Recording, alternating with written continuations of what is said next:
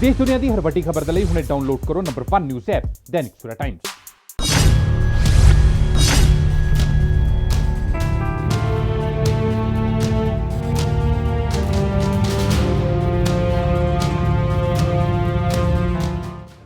ਅੱਜ ਅਤੇ ਕੱਲ 2 ਦਿਨ ਪਬਲਿਕ ਸੈਕਟਰ ਬੈਂਕਾਂ ਦੀ ਹੜਤਾਲ ਹੈ ਕਿਉਂਕਿ ਕੇਂਦਰ ਸਰਕਾਰ ਕੁਝ ਪਬਲਿਕ ਸੈਕਟਰ ਬੈਂਕਾਂ ਦਾ ਨਿੱਜੀਕਰਨ ਕਰਨਾ ਚਾਹੁੰਦੀ ਹੈ ਔਰ ਲਗਾਤਾਰ ਬੈਂਕ ਕਰਮਚਾਰੀ ਇਸ ਫੈਸਲੇ ਦੇ ਖਿਲਾਫ ਨੇ ਔਰ 15 ਤੇ 16 ਮਾਰਚ ਦੀ ਕਾਲ ਦਿੱਤੀ ਗਈ ਸੀ ਬੈਂਕ ਬੰਦ ਕਰਨ ਦੀ। ਤੁਸੀਂ ਮੇਰੇ ਸਾਹਮਣੇ ਦੇਖ ਸਕਦੇ ਹੋ ਬੈਂਕ ਜਿਹੜੇ ਉਹ ਬੰਦ ਪਏ ਨੇ ਔਰ ਬੈਂਕ ਕਰਮਚਾਰੀ ਬੈਂਕਾਂ ਦੇ ਬਾਹਰ ਖੜੇ ਹੋਏ ਨੇ ਔਰ ਲਗਾਤਾਰ ਕੇਂਦਰ ਸਰਕਾਰ ਦੀਆਂ ਨੀਤੀਆਂ ਦੇ ਖਿਲਾਫ ਜਿਹੜਾ ਨਾ ਐਜੀਟੇਸ਼ਨ ਕੀਤਾ ਜਾ ਰਿਹਾ ਹੈ। ਗੱਲਬਾਤ ਵੀ ਕਰਾਂਗੇ। ਕਿਸ਼ੋਰ ਸਰੀਨ ਸਾਡੇ ਨਾਲ ਮੌਜੂਦ ਨੇ। ਕਿਸ਼ੋਰ ਜੀ, ਕੀ ਕਹਿਣਾ ਚਾਹੁੰਦੇ ਹੋ ਜੋ 15-16 ਤਰੀਕ ਦੀ ਹੜਤਾਲ ਜਿਹੜੀ ਤੁਸੀਂ ਕੀਤੀ ਹੈ? ਭਾਰਤ ਸਰਕਾਰ ਵੱਲੋਂ ਜਦੋਂ ਬਜਟ ਸੈਸ਼ਨ ਚੱਲ ਰਿਹਾ ਸੀ ਉਸ ਵਿੱਚ ਫਾਈਨਾਂਸ ਮਿਨਿਸਟਰ ਔਰ ਪ੍ਰਾਈਮ ਮਿਨਿਸਟਰ ਨੇ ਸਟੇਟਮੈਂਟ ਦਿੱਤੀ ਸੀ ਇਹਦਾ ਉਹਦੇ ਪਾਰਲੀਮੈਂਟ ਦੇ ਵਿੱਚ ਵੀ they are going to privatise the public sector banks, 2 public sector banks including IDBI। ਉਹ 3 ਬੈਂਕਸ ਨੂੰ ਉਹ ਕਰ ਰਹੇ ਸੀ ਪ੍ਰਾਈਵੇਟਾਈਜ਼ ਕਰਨੇ। ਅਸੀਂ ਕਿਉਂਕਿ ਪਬਲਿਕ ਸੈਕਟਰ ਬੈਂਕਸ ਅੱਜ ਦੀ ਤਰੀਕ ਦੇ ਵਿੱਚ they are catering to the needs of the poor people, they are catering to the needs of the downtrodden sections of the society. ਔਰ ਜਿੰਨੇ ਸੈਕਟਰਸ ਹੈ, ਚਾਹੇ ਉਹ ਐਗਰੀਕਲਚਰ ਸੈਕਟਰ ਹੈ, ਚਾਹੇ ਉਹ ਇੰਡਸਟਰੀ ਹੈ, ਹਰ ਸੈਕਟਰ ਨੂੰ ਪਬਲਿਕ ਸੈਕਟਰ ਬੈਂਕਸ ਵੱਲੋਂ ਜਿਹੜਾ ਨਾ ਉਹ ਇਨ ਦਾ ਸ਼ੇਪ ਆਫ ਲੋਨਸ ਐਂਡ ਐਡਵਾਂਸਿਸ ਅਸੀਂ ਹੈਲਪ ਕਰ ਰਹੇ ਹਾਂ ਸੋਸਾਇਟੀ ਦੀ।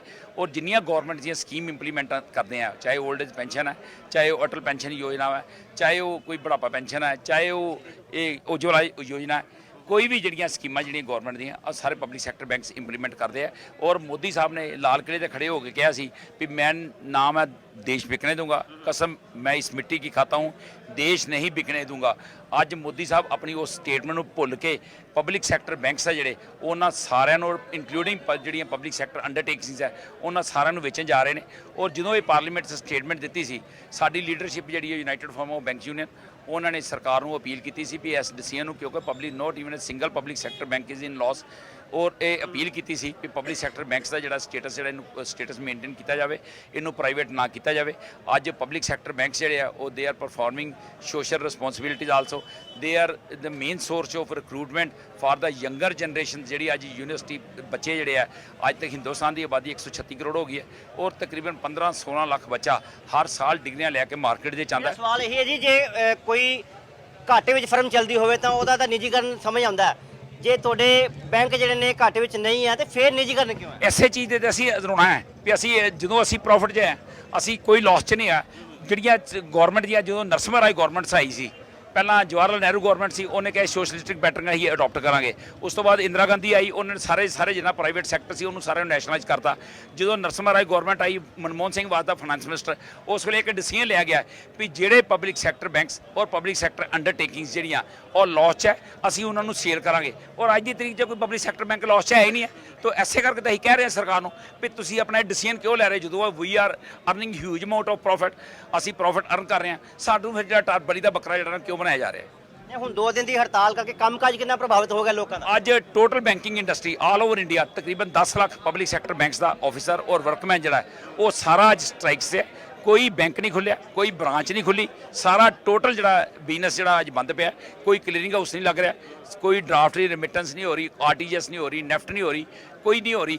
ਔਰ ਇਹ ਸਾਰੀ ਜ਼ਿੰਮੇਵਾਰੀ ਜਿਹੜੀ ਭਾਰਤ ਸਰਕਾਰ ਹੈ, ਅਸੀਂ ਤੇ we do not wish to go on for strike. ਔਰ ਸਰਕਾਰ ਜਿਹੜੀ ਉਹ ਸਾਨੂੰ ਕੰਪੈਲ ਕਰ ਰਹੀ ਹੈ ਵੀ ਤੁਸੀਂ ਸਟ੍ਰਾਈਕ ਤੇ ਜਾਓ। ਅਸੀਂ ਤਨਖਾਹਾਂ ਘਟਾ ਕੇ ਅਸੀਂ ਆਪਣਾ ਇੱਕ ਜਿਹੜਾ ਸਟਰਕਚਰ ਹੈ ਜਿਹੜਾ ਪਬਲਿਕ ਸੈਕਟਰ ਦਾ, ਅਸੀਂ ਉਹਨੂੰ ਬਚਾਉਣ ਦੀ ਕੋਸ਼ਿਸ਼ ਕਰ ਰਹੇ ਹਾਂ। ਔਰ ਜਿਹੜਾ ਪਬਲਿਕ ਸੈਕਟਰ ਦਾ ਨਹੀਂ ਬਚਾ ਰਹੇ ਅਸੀਂ ਕਰ ਰਹੇ ਹਾਂ, ਅਸੀਂ ਲੋਕਾਂ ਦੇ ਪੈਸੇ ਹੀ ਬਚਾਉਣ ਦੀ ਕੋਸ਼ਿਸ਼ ਕਰ ਰਹੇ ਹਾਂ। ਔਰ ਤੁਸੀਂ ਆਫਟਰ ਇੰਡੀਪੈਂਡੈਂਸ ਦੇਖੋ, ਹਿੰਦੁਸਤਾਨ ਦੇ ਵਿੱਚ ਤਕਰੀਬਨ 500-600 ਬੈਂਕ ਜਿਹੜਾ ਪ੍ਰਾਈਵੇਟ ਬੈਂਕ ਸੀ ਉਹ ਲੋਕਾਂ ਦੇ ਪੈਸੇ ਮਾਰ ਕੇ ਖਾ ਗਿਆ। ਥੋੜ੍ਹੇ ਦਿਨ ਪਹਿਲਾਂ ਤੁਸੀਂ ਇੱਕ ਸਟੇਟਮੈਂਟ ਸੀ ਆ ਰਹੀ ਸੀ, ਖਬਰ ਚੱਲ ਰਹੀ ਸੀ ਵੀ PMC ਬੈਂਕ ਹੈ ਉਹ ਮੁੰਬਈ ਦੇ ਵਿੱਚ, ਉਹਨੇ ਲੋਕਾਂ ਦਾ ਕਿਹੜਾ ਪੈਸਾ ਖਾ ਲਿਆ। ਔਰ ਕਈ ਲੋਕੀ ਦੇ ਹੈਵ ਕਮਿਟਡ ਸੁਸਾਈਡ, ਉਹਨਾਂ ਨੇ ਆਪਣੇ ਘਰ ਵੀ, ਲੋਕਾਂ ਦੇ ਘਰ ਬਰਬਾਦ ਹੋ ਗਏ, ਲੋਕਾਂ ਦਾ ਪੈਸਾ ਹਾਲੇ ਤੱਕ ਨਹੀਂ ਮਿਲਿਆ। ਔਰ ਕੋਈ ਵੀ ਇੱਕ ਇੰਸਟੈਂਸ ਕੋਡ ਕਰੋ ਜਿੱਥੇ ਪਬਲਿਕ ਸੈਕਟਰ ਬੈਂਕ ਬੰਦ ਗਿਆ ਹੋਇਆ ਹੋਵੇ ਔਰ ਲੋਕਾਂ ਦਾ ਇੱਕ ਪੈਸੇ ਦਾ ਵੀ ਨੁਕਸਾਨ ਹੋਇਆ ਹੋਵੇ। 2 ਦਿਨ ਹੜਤਾਲ ਤੋਂ ਬਾਅਦ ਵੀ ਸਰਕਾਰ ਜੇ ਨਹੀਂ ਮੰਗਾ ਮੰਨਦੀ ਤਾਂ ਅਗਲੀ ਰੂਪਰੇਖਾ ਕੀ ਹੋਏਗੀ? ਦੇ ਆਫਟਰ ਯੈਸਟਰਡੇ ਆਪਾਂ 2 ਦਿਨ ਦੀ ਫਿਰ ਜਿਹੜੀ ਹੈ, ਆਫਟਰ 2 ਦਿਨਾਂ ਤੋਂ ਬਾਅਦ United Forum of Bank Union ਦੀ ਲੀਡਰਸ਼ਿਪ ਜਿਹੜੀ ਹੈ ਉਹ ਫਿਰ ਦੁਬਾਰਾ ਮਿਲ ਰਹੀ ਹੈ to decide the further course of action. ਸਾਨੂੰ ਲੱਗਦਾ ਨਹੀਂ ਹੈ ਵੀ ਮੋਦੀ ਸਰਕਾਰ ਜਿਹੜੀ ਹੈ ਮੰਨੇਗੀ, ਕਿਉਂਕਿ ਜਿਸ ਤਰ੍ਹਾਂ ਦਾ ਪ੍ਰਾਈਮ ਮਿਨਿਸਟਰ ਹੈ, ਇਹ ਜਿਹੜਾ ਐਡਮੈਂਟ ਪ੍ਰਾਈਮ ਮਿਨਿਸਟਰ ਹੈ, ਆਪਣੀ ਮਨ ਦੀ ਬਾਤ ਤੇ ਲੋਕਾਂ ਨੂੰ ਦੱਸ ਦਿੰਦਾ ਹੈ ਔਰ ਲੋਕਾਂ ਦੀ ਜਿਹੜੀ ਮਨ ਦੀ ਬਾਤ ਉਹ ਸੁਣਨ ਨੂੰ ਤਿਆਰ ਨਹੀਂ ਹੈ। ਔਰ ਨਹੀਂ ਲੱਗਦਾ ਵੀ ਇਹ ਕੋਈ ਆਪਣਾ ਡਿਸੀਜਨ ਨੂੰ ਰੀਕਨਸੀਡਰ ਕਰੇਗਾ। ਜੇ ਜੋ ਆਪਣੀ ਸਾਡੀ ਲੀਡਰਸ਼ਿਪ ਹੈ, ਜੋ ਵੀ ਸਟ੍ਰਾਈਕ ਦੀ ਕਾਲ ਔਰ ਜੋ ਐਜੀਟੇਸ਼ਨ ਦੇ ਪ੍ਰੋਗਰਾਮ ਦੇਗੀ, we will sincerely honestly we will implement the call of the united form of bank union, और अगर ਜੇ united form ਨੇ indefinite strike ਵੀ ਕਾਲ ਦਿੱਤੀ ਤੇ ਅਸੀਂ ਉਹਨੂੰ ਇੰਪਲੀਮੈਂਟ ਕਰਾਂਗੇ। ਹਾਂਜੀ ਸਰ, ਤੁਸੀਂ ਕੀ ਕਹਿਣਾ ਚਾਹੁੰਦੇ ਹੋ? ਕਿੰਨੇ ਸਾਲ ਹੋ ਗਏ ਬੈਂਕ ਵਿੱਚ ਤੁਸੀਂ ਨੌਕਰੀ ਕਰ ਰਹੇ ਹੋ? ਜਿਹੜਾ ਹੁਣ ਅੱਜ ਸਿਚੁਏਸ਼ਨ ਬਣੀ ਹੈ, ਕਦੀ ਪਹਿਲਾਂ ਸਿਚੁਏਸ਼ਨ ਦਾ ਸਾਹਮਣਾ ਕੀਤਾ ਤੁਸੀਂ? ਮੈਨੂੰ 8 ਸਾਲ ਹੋ ਗਏ ਆ ਜੀ ਪੰਜਾਬ ਨੈਸ਼ਨਲ ਬੈਂਕ ਵਿੱਚ ਸਰਵ ਕਰਦੇ ਹੋਏ। ਇਹ ਜੋ ਸਿਚੁਏਸ਼ਨ ਬਣ ਰਹੀ ਹੈ, ਇਹ ਜਿੰਨੇ ਵੀ ਯੰਗਸਟਰਸ ਨੇ ਜਿਨ੍ਹਾਂ ਨੇ ਬੈਂਕ ਜੁਆਇਨ ਕੀਤਾ ਹੈ ਜਾਂ ਜਿਹੜੇ ਬੰਦੇ ਪਹਿਲੇ ਬੈਂਕ 'ਚ ਜੁਆਇਨ ਕਰ ਚੁੱਕੇ ਨੇ, ਉਹਨਾਂ ਦੇ ਫਿਊਚਰ ਦੇ ਲਈ ਸਿਰਫ ਤੇ ਸਿਰਫ ਇੱਕ ਇਨਸਿਕਿਉਰਿਟੀ ਹੈ। ਨਾਲ ਹੀ ਨਾਲ ਕਸਟਮਰਸ ਲਈ ਵੀ ਇਨਸਿਕਿਉਰਿਟੀ ਹੈ, ਕਿਉਂਕਿ ਉਹਨਾਂ ਦਾ ਪੈਸਾ ਜਿਹੜਾ ਹੈ ਇਸ ਟਾਈਮ ਤੇ ਪਬਲਿਕ ਸੈਕਟਰ ਬੈਂਕਸ ਦੇ ਵਿੱਚ ਸੇਫ ਹੈ। ਇਨ ਕੇਸ ਜੇ ਉਹ ਪ੍ਰਾਈਵੇਟਾਈਜ਼ ਕਰ ਦਿੰਦੀ ਹੈ ਸਰਕਾਰ, ਤੇ ਕੁਝ ਨਹੀਂ ਪਤਾ ਕਿ ਉਹਨਾਂ ਨੂੰ ਪੈਸਾ ਵਾਪਸ ਮਿਲੇਗਾ ਵੀ ਕਿ ਨਹੀਂ ਮਿਲੇਗਾ। ਇਹ ਅਸੀਂ ਇੱਕ ਰੋਸ ਪ੍ਰਦਰਸ਼ਨ ਕਰ ਰਹੇ ਹਾਂ, 2 ਦਿਨ ਦੀ ਸਟ੍ਰਾਈਕ ਕਰ ਰਹੇ ਹਾਂ, 15 ਤੇ 16 ਦੀ, ਜਿਹੜੀ ਕਿ ਸਾਡੀ UFBU ਦੇ ਅੰਬਰੇਲਾ ਦੇ ਅੰਡਰ ਕਾਲ ਹੈਗੀ ਸੀ। ਅਸੀਂ ਉਹਦੇ ਲਈ ਆਪਣੇ ਤਨ ਮਨ ਧਨ ਨਾਲ ਜੇ ਬੈਂਕਾਂ ਦੇ ਵਿੱਚ ਸੇਵਾ ਕਰਦੇ ਹਾਂ ਤੇ ਸਾਨੂੰ ਫਿਰ ਵੀ ਉਹਦਾ ਫਲ ਨਾ ਦਿੱਤਾ ਜਾਵੇ, ਸਰਕਾਰ ਜੇ ਸਾਨੂੰ ਉਹਦਾ ਫਲ ਨਹੀਂ ਦੇ ਰਹੀ, ਉਸੇ ਕਾਰਨ ਸਾਨੂੰ ਅੱਜ ਸੜਕਾਂ 'ਤੇ ਉਤਰਨਾ ਪਿਆ। ਅਸੀਂ ਮਜਬੂਰ ਹਾਂ, ਅਸੀਂ ਪਬਲਿਕ ਕੋ ਵੀ ਮਾਫੀ ਮੰਗਦੇ ਹਾਂ ਕਿ ਜਿਹੜੀ ਉਹਨੂੰ ਇਨਕਨਵੀਨੀਅੰਸ ਇਸ ਕਾਰਨ ਫੇਸ ਕਰਨੀ ਪੈ ਰਹੀ ਹੈ, ਬਟ ਸਾਨੂੰ ਇਸ ਸਰਕਾਰ ਨੇ ਮਜਬੂਰ ਕੀਤਾ ਹੈ ਸਟ੍ਰਾਈਕ ਕਰਨ ਲਈ। ਇੱਕ ਧਾਰਨਾ ਬਣੀ ਹੋਈ ਹੈ ਬਈ ਪ੍ਰਾਈਵੇਟ ਜਿਹੜੇ ਬੰਦੇ ਨੇ ਉਹ ਕੰਮ ਵਧੀਆ ਕਰਦੇ ਨੇ, ਛੇਤੀ ਕਰਦੇ ਨੇ, ਜਦ ਕਿ ਸਰਕਾਰੀ ਜਿਹੜੇ ਬੰਦੇ ਨੇ ਉਹ ਆਲਸ ਦਾ ਸ਼ਿਕਾਰ ਹੁੰਦੇ ਨੇ। ਉਸੇ ਬਾਰੇ ਕੀ? ਜੇ ਇਹੀ ਧਾਰਨਾ ਹੈ ਕਿ ਪ੍ਰਾਈਵੇਟ ਬੰਦੇ ਕੰਮ ਵਧੀਆ ਕਰਦੇ ਆ ਤੇ ਜਿਹੜੇ ਪਬਲਿਕ ਸੈਕਟਰ ਬੈਂਕ ਦੇ ਬੰਦੇ ਨੇ ਉਹ ਕੰਮ ਵਧੀਆ ਨਹੀਂ ਕਰਦੇ, ਤੇ ਫਿਰ ਇਹ ਸਰਕਾਰ ਜਿਹੜੀਆਂ ਆਪਣੀਆਂ ਪਾਲਿਸੀਜ਼ ਨੇ ਉਹ ਸਿਰਫ ਤੇ ਸਿਰਫ ਪਬਲਿਕ ਸੈਕਟਰ ਬੈਂਕਸ ਦੇ ਵਿੱਚ ਇੰਪਲੀਮੈਂਟ ਕਿਉਂ ਕਰਵਾਉਂਦੀ ਹੈ? ਜਿਹੜੀ ਜਨਧਨ ਯੋਜਨਾ ਹੈ ਉਹ ਪਬਲਿਕ ਸੈਕਟਰ ਬੈਂਕ ਦੇ ਵਿੱਚ ਇੰਪਲੀਮੈਂਟ ਹੋਈ, ਜਿਹੜੀ ਅਟਲ ਪੈਨਸ਼ਨ ਯੋਜਨਾ ਹੈ ਉਹ ਪਬਲਿਕ ਸੈਕਟਰ ਬੈਂਕ ਦੇ ਵਿੱਚ ਇੰਪਲੀਮੈਂਟ ਹੋਈ, ਅਟਲ ਪੈਨਸ਼ਨ ਯੋਜਨਾ ਉਹ ਵੀ ਹੋਈ। ਫਿਰ ਤੁਸੀਂ ਦੇਖੋ ਡੀਮੋਨੇਟਾਈਜੇਸ਼ਨ ਦਾ ਟਾਈਮ ਸੀ, bank EMPLOYEE public sector bank ਦੇ ਵਿੱਚ ਕਿੰਨੀ ਸਿੰਸੀਅਰਟੀ ਓਨੈਸਟੀ ਨਾਲ ਰਾਤ ਨੂੰ 11-11 12-12 ਵਜੇ ਤੱਕ ਆਪਣੇ ਤਨ ਮਨ ਨਾਲ ਸੇਵਾ ਕਰਦਾ ਰਿਹਾ। ਕਈਆਂ ਦੇ ਉੱਥੇ ਜਾਨੀ ਨੁਕਸਾਨ ਵੀ ਹੋਏ, ਮਾਲੀ ਨੁਕਸਾਨ ਵੀ ਹੋਇਆ ਕਈਆਂ ਨੂੰ, ਕਈਆਂ ਦਾ ਕੈਸ਼ ਘਟਿਆ। ਫਿਰ ਵੀ ਦੇਖੋ ਤੁਸੀਂ ਇਹ ਸਰਕਾਰ ਇਹ ਨਹੀਂ ਸੋਚ ਰਹੀ ਕਿ ਜਿਹੜਾ ਪਬਲਿਕ ਸੈਕਟਰ ਬੈਂਕ ਦਾ EMPLOYEE ਆ ਉਹ ਕਿੰਨੀ ਮਿਹਨਤ ਦੇ ਨਾਲ ਆਪਣੀ ਡਿਊਟੀ ਪਰਫਾਰਮ ਕਰ ਰਿਹਾ ਹੈ। ਕੀ ਲੱਗਦਾ ਹੈ ਕਿਸਾਨਾਂ ਦੀ ਆਵਾਜ਼ ਨਹੀਂ ਸੁਣੀ ਜਾ ਸਕੀ?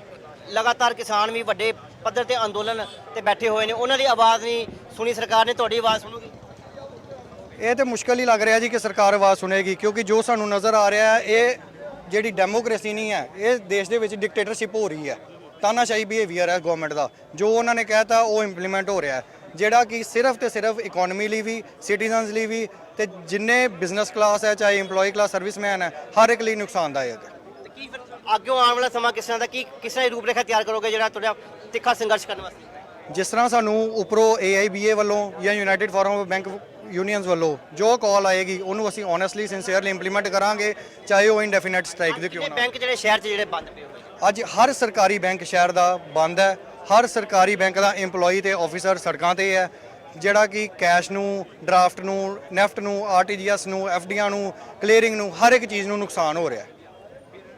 ਇਹ ਸਨ ਬੈਂਕ ਦੇ EMPLOYEES ਜਿਹੜੇ ਕਿ ਸੜਕਾਂ ਤੇ ਨੇ। ਅੱਜ ਤੁਹਾਨੂੰ ਦੱਸ ਦਈਏ 15 ਤੇ 16 ਮਾਰਚ ਦੀ ਦੇਸ਼ ਵਿਆਪੀ ਹੜਤਾਲ ਜਿਹੜੀ ਹੈ ਉਸ ਦਾ ਸੱਦਾ ਦਿੱਤਾ ਗਿਆ, ਔਰ ਉਸ ਦੇ ਤਹਿਤ ਅੱਜ 10 ਲੱਖ ਬੈਂਕ ਕਰਮਚਾਰੀ ਹੜਤਾਲ ਤੇ ਨੇ, ਔਰ ਲਗਾਤਾਰ ਕੇਂਦਰ ਸਰਕਾਰ ਦੀਆਂ ਨੀਤੀਆਂ ਦੇ ਖਿਲਾਫ ਜੰਮ ਕੇ ਰੋਸ ਪ੍ਰਦਰਸ਼ਨ ਕੀਤਾ ਜਾ ਰਿਹਾ, ਕਿਉਂਕਿ ਕੇਂਦਰ ਸਰਕਾਰ ਵੱਲੋਂ ਕੁਝ ਪਬਲਿਕ ਸੈਕਟਰ ਬੈਂਕਾਂ ਨੂੰ ਪ੍ਰਾਈਵੇਟ ਹੱਥਾਂ ਵਿੱਚ ਸੌਂਪਿਆ ਜਾ ਰਿਹਾ, ਜਿਸ ਦਾ ਲਗਾਤਾਰ ਵਿਰੋਧ ਕੀਤਾ ਜਾ ਰਿਹਾ, ਔਰ ਇਹੀ ਮੰਗ ਕੀਤੀ ਜਾ ਰਹੀ ਹੈ ਵੀ ਕੇਂਦਰ ਸਰਕਾਰ ਆਪਣੀਆਂ ਨੀਤੀਆਂ ਜਿਹੜੀਆਂ ਉਸ ਤੇ ਬਦਲਾਅ ਲਿਆਵੇ, ਔਰ ਜਿਹੜੇ ਬੈਂਕ ਨੇ ਜਿਹੜੇ ਸਹੀ ਤਰੀਕੇ ਨਾਲ ਕੰਮ ਕਰ ਰਹੇ ਨੇ ਔਰ ਪ੍ਰੋਫਿਟੇਬਲ ਬੈਂਕ ਨੇ ਉਹਨਾਂ ਨੂੰ ਮਰਜ ਨਾ ਕੀਤਾ ਜਾਵੇ, ਉਹਨਾਂ ਦਾ ਨਿੱਜੀਕਰਨ ਨਾ ਕੀਤਾ ਜਾਵੇ, ਨਹੀਂ ਤਾਂ ਆਉਣ ਵਾਲੇ ਸਮੇਂ ਅੰਦਰ ਜਿਹੜਾ ਸੰਘਰਸ਼ ਹੋਰ ਵੀ ਤਿੱਖਾ ਜਿਹੜਾ ਉਹ ਵਿੱਢਿਆ ਜਾ ਸਕਦਾ ਹੈ। Camera person Mukesh Bawana, Sikandar Pasicha, Dainik Savera TV, Amritsar.